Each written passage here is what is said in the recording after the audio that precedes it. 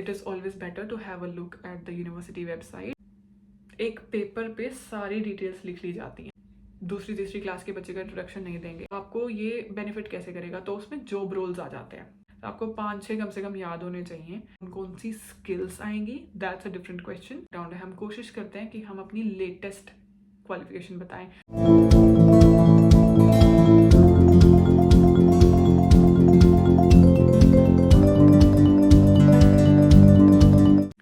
Hello everyone, welcome to Australia Wale.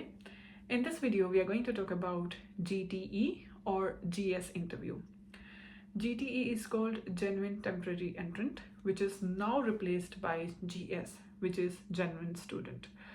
So this is a step under your visa application thing, not actually visa application, but under the process of getting your offer letter from your university.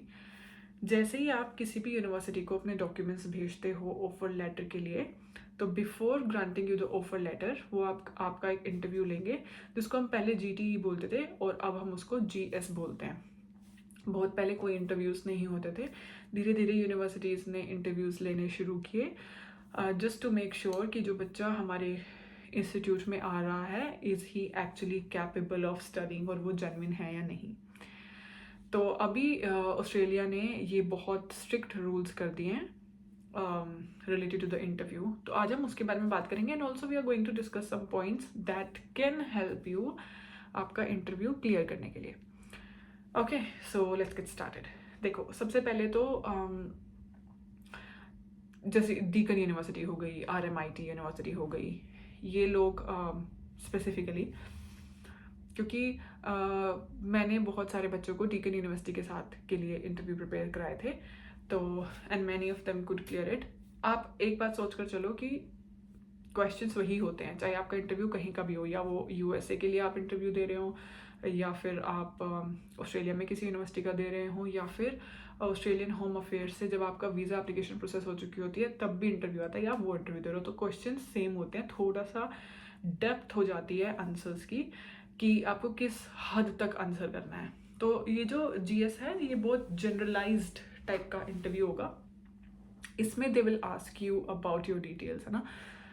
सबसे पहले जब भी उनका phone आता है तो उनका phone आएगा and they will ask you, hi I am talking to XYZ, जो भी आपका नाम है, have you got 10 minutes to talk और is it the good time to talk to you. आपको कभी, आप कितने भी बिजी हो, आपको ये नहीं बोला नहीं नहीं नहीं मुझे 10 मिनट में फ़ोन करना, या फिर I don't have time right now. हमेशा आप कितने भी बिजी हो, आप हमेशा अपने लिए साइड में 10-15 मिनट निकाल के खड़े हो जाओ। ट्रैवल कर रहे हो, बाइक रोक के खड़े हो जाओ। किसी शॉपिंग पर आए हो, कहीं भी कुछ खाने पीने आए हो, लुक फॉर अ रूम जहाँ पे बिल्कुल क्वाइट हो ताकि आप अपना इंटरव्यू दे सको। आपको ये बात अपने दिमाग में रखनी पड़ेगी, वो सिर्फ क्वेश्चन पूछते हैं लेकिन वो आपसे ये जवाब नहीं चाहते कि हाँ आप बोलो कि नहीं नहीं मेरे पास तो अभी टाइम नहीं है, क्योंकि कम से कम एक इंसान को 50 या 60 बच्चों का एक दिन में इंटरव्यू लेना होता है, विच इज़ नॉट ईजी। आप कम से कम 10 मिनट तो दोगे, तो they are also sometimes frustrated. तो आपको कभी ये नहीं बोलना है कि नहीं नहीं आप मुझे बाद में कॉल करना, देयर एंड देन आपको बोलना है yes I have got time, just give me 2 moments to settle down. तो फटाफट से अपना 2-4 सेकंड का टाइम लेके सेटल डाउन हो जाओ किसी क्वाइट एरिया में। ओके, अच्छा, अब एक इसमें मैं टिप आपको ये दूंगी, क्योंकि देखो जब आप इंटरव्यू प्रिपेयर करते हो ना तो आपके पास ऑलमोस्ट सारे क्वेश्चंस होते हैं और सबके आंसर होते हैं, सारा डेटा होता है। आप ना, मैं ये नहीं कह रही सब कुछ करो, लेकिन ये बहुत बच्चे करते हैं और उनको हेल्पफुल होता है। एक पेपर पे सारी डिटेल्स लिख ली जाती हैं ताकि जब फ़ोन आए तो आप बहुत ज़्यादा नर्वस नहीं हो और उसमें से देख के आप अपना आंसर बोल देते हो। वो झूठ नहीं है, वो सच ही है, लेकिन कई बार क्या होता है, जैसे आपसे पूछ लिया कि आप क्या पढ़ोगे वहाँ जाके और हम कोर्स का नाम भूल गए, है ना। तो है तो वो जेन्युइन, लेकिन नर्वसनेस के कारण भूल गए। तो it's better if you have the written document with you अपनी हैंड राइटिंग में, दैट कैन हेल्प यू। तो इंटरव्यू स्टार्ट कैसे होता है, सबसे पहले वो बोलेंगे hi how are you, my name is this, I am calling from this university and I am going to take your interview today. तो अब आप स्टार्ट करोगे, तो पहला question, tell me something about yourself. अब उसमें हम दूसरी तीसरी क्लास के बच्चे का इंट्रोडक्शन नहीं देंगे, हम लोग अपना नाम, डेट ऑफ बर्थ बता के अपनी जो हमारी एजुकेशनल बैकग्राउंड है, हम कोशिश करते हैं कि हम अपनी लेटेस्ट क्वालिफिकेशन बताएं। आपने मास्टर्स करी है, आपने बैचलर्स करी है, लेटेस्ट बताओ, और उसके साथ अगर आपका वर्क एक्सपीरियंस है तो आप वो बताओ, ठीक है, इतना, दिस इज़ डन, ठीक है। And then they ask you about कि आप कौन से कोर्स में जा रहे हो, आप अपने कोर्स का नाम बताओगे। Then they ask you about कि आप कौन से मॉड्यूल्स पढ़ोगे। तो it is always better to have a look at the university website. जिस भी आप कोर्स में जाते हो आप वो कोर्स सर्च करो, उसके नीचे उसके मॉड्यूल्स आ जाते हैं लिखे हुए। तो आपको 5-6 कम से कम याद होने चाहिए, फर्स्ट सेमेस्टर के, सेकंड सेमेस्टर के, कम से कम आप अपने सब्जेक्ट्स याद करके रखो। क्रेडिट पॉइंट्स याद कर लोगे तो वो भी बहुत अच्छा पॉइंट होता है। उसके बाद दे माइट आस्क यू कि अच्छा तो ये कोर्स आपको कैसे हेल्प करेगा फ्यूचर में। तो ये भी वेबसाइट पे लिखा होता है कि ये कोर्स को पढ़ने के बाद आपके अंदर कौन कौन सी स्किल्स आएंगी। दैट्स अ डिफरेंट क्वेश्चन कि आप कौन कौन सी स्किल्स एक्वायर करोगे और ये आपको फ्यूचर में कैसे हेल्प करेगा। तो स्किल्स में आप बता दोगे मैनेजमेंट स्किल्स और ये वो जो भी वेबसाइट पे लिखी होंगी, हमेशा लिखी होती हैं कोर्स डिस्क्रिप्शन में। और दूसरा क्वेश्चन होगा कि आपको ये बेनिफिट कैसे करेगा, तो उसमें जॉब रोल्स आ जाते हैं। तो इस कोर्स को करने के बाद मैं ये जॉब रोल्स में अप्लाई कर सकती हूँ, ठीक है। इसके बाद वो आपसे पूछते हैं कि ये कोर्स आपने इंडिया में क्यों नहीं किया, है ना। तो क्योंकि आपने अपनी सारी क्वालिफिकेशन सपोज करो अगर इंडिया में करी है तो ये कोर्स क्यों नहीं कर रहे हो। तो आप यही बोलोगे कि मुझे थोड़ा सा एक्सपोजर चाहिए, और मैंने इसकी वेबसाइट पे ये भी पढ़ा था कि ये एक, जैसे जो मेरा कोर्स था तो उसमें लिखा हुआ था एक स्पेसिफिक उसमें वे लिखी हुई थी कि इस तरीके से ये इस कोर्स को पढ़ाया जाता है, गेनिंग प्रैक्टिकल स्किल्स, इसमें प्लेसमेंट आवर्स भी होते हैं जो कि इंडिया में नहीं होता। तो इस तरह से आप ये चीज़ें ऐड कर सकते हो। और ये भी कर सकते हो कि इंडिया में मैं इसलिए नहीं कर रही इस कोर्स को क्योंकि मेरी कंट्री में एक इंटरनेशनल डिग्री को बहुत रिकॉग्नाइज किया जाता है in comparison of the degree earned nationally. तो ये चीज़ें मुझे वापस आके बहुत हेल्प करेंगी। फ्यूचर के बारे में क्या सोचते हो? मैं ये सोचती हूँ कि मैं वहाँ पढ़ूँगी और अगर मेरे को वहाँ अच्छा काम करने का मौका मिलता है तो मैं वहाँ काम करूँगी और वहाँ का एक्सपीरियंस लेके वापस अपनी कंट्री को आके सर्व करूँगी। हमें ये नहीं बोलना है कि हम वहीं चिपक जाएंगे जाके, वी आर कमिंग बैक, है ना।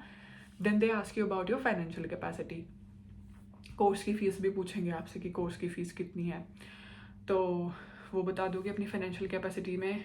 अगर आपका सपोज अगर आपने का वर्क एक्सपीरियंस है तो ऑब्वियसली आपकी भी ITR होंगी, नहीं है तो दैट्स एन एग्जाम्पशन। तो अपनी ITR, अपने पेरेंट्स की, अपनी फैमिली की, जो भी ब्लड रिलेशन में है उनकी ITR के बारे में आप बताओगे। आपकी कोई FD है तो उसका अमाउंट बताओगे, आपके बैंक में कितना पैसा पड़ा है उसका अमाउंट बताओगे। ये सारी होती है आपकी फाइनेंशियल कैपेसिटी, ठीक है। इसके बाद लास्ट में फीस बढ़ भी चुकी हैं, वो भी ध्यान से पढ़ लेना। फाइनेंशियल कैपेसिटी जो ऑस्ट्रेलिया में थी, मैंने एक बहुत शुरुआत में वीडियो बनाई थी वीज़ा चेंजेस वाली, आप वीडियो देख सकते हो। तो वहाँ पे मैंने एक वीडियो बनाई थी जिसमें मैंने ये बताया था कि जो मिनिमम अमाउंट ये लोग मांगते थे प्राइमरी एप्लीकेंट का कि एक साल में कम से कम उसको कितने $1000 चाहिए, वो भी उन्होंने इंक्रीज़ कर दिए हैं। So I think it's around $27,000। आप एक बार चेक कर लेना। And then they'll ask you, okay, do you have any other questions? तो if you have you can ask, if you don't कोई ज़रूरत नहीं है फालतू में क्वेश्चन पूछने की। कोई जेन्युइन क्वेश्चन है तो पूछ सकते हो। And then they hang up. तो एक चीज़ मैं आपको बता दूं कि जो भी आपको कॉल करेगा वो इंडियन ही होता है, क्योंकि क्या होता है कि हमारी कंट्री में फॉरेन कंट्रीज़ की यूनिवर्सिटी की, चाहे वो UK है या फिर ऑस्ट्रेलिया, उनके रिप्रेजेंटेटिव्स होते हैं। तो जो ये कॉल करेगा, जो इंटरव्यू लेगा, ये एक रिप्रेजेंटेटिव होगा। ये किसी भी तरह से आपको इंटरव्यू ले सकते हैं, या तो ये आपको टेलीफोनिक सिंपल कॉल करेंगे या फिर ये आपको वीडियो कॉल इंटरव्यू लेंगे, जिसको जूम पे या किसी भी तरह। तो उसका लिंक आपको पहले आ जाता है। तो हमेशा आप प्रिपेयर्ड रहो। टेलीफोनिक पे जैसे मैंने आपको बताया वो थोड़ा आपको हेल्प हो जाएगा चीट शीट के साथ, लेकिन अगर आप वीडियो कॉल पे हो तो you have to be prepared.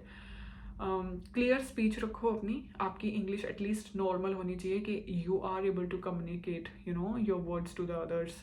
आपका जो थॉट्स है आप बता पा रहे हो दूसरों को। और ऑलवेज बी रेडी। पूरा क्वेश्चन सुनो पहले, उसके बाद आंसर दो। सपोज करो आप ITR में पूरे अपने डिजिट्स टू डॉट नहीं याद कर पाए, तो जैसे सपोज करो किसी की 4,20,365 है, तो वैसे कोशिश करो कि पूरा ही आपको पता हो, बट 4,20,360 के करीब आप बोल सकते हो, इतना चल जाता है 10-5 का ऊपर। बट स्टिल ट्राई कि आप बिल्कुल टू द पॉइंट बात करो। क्लियर स्पीच हमेशा, और I think that's it. You have to show that you are confident and you have to show that you are knowledgeable. और ये कॉन्फिडेंस कब आएगा? प्रैक्टिस करने से. और जब आपको पूरी नॉलेज होगी अपने कोर्स के बारे में, अपने फाइनेंसिस के बारे में, वहाँ जाके क्या करोगे. वो आपसे ये भी पूछ सकते हैं कि जब वहाँ चले जाओगे तो किसके साथ रहोगे. बहुत रेयर चांस है वैसे कि वो जीएस में ये सब पूछे, but still if they ask तो आपको पता होना चाहिए कि मैं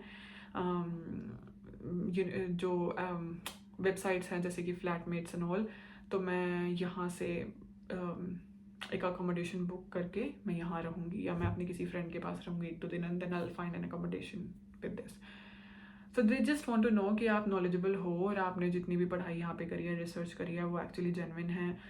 क्वेश्चंस ये भी हो सकते हैं कि आप ऑस्ट्रेलिया में ही क्यों पढ़ना चाहते हो, why not any other country. तो आपको उसका कंपैरिजन भी बहुत अच्छे से पता होना चाहिए, जिसमें आप वेदर इंक्लूड कर सकते हो, जिसमें आप क्राइम्स इंक्लूड कर सकते हो, जिसमें आप safety of international students include कर सकते हो. आप इंक्लूड कर सकते हो कि अपॉर्चुनिटीज़ कहाँ हैं ज़्यादा. So things like that. That's it. I hope you like the video and you like the content. If you do, you can always subscribe to the channel. I'll see you in the next video. Bye bye. Take care.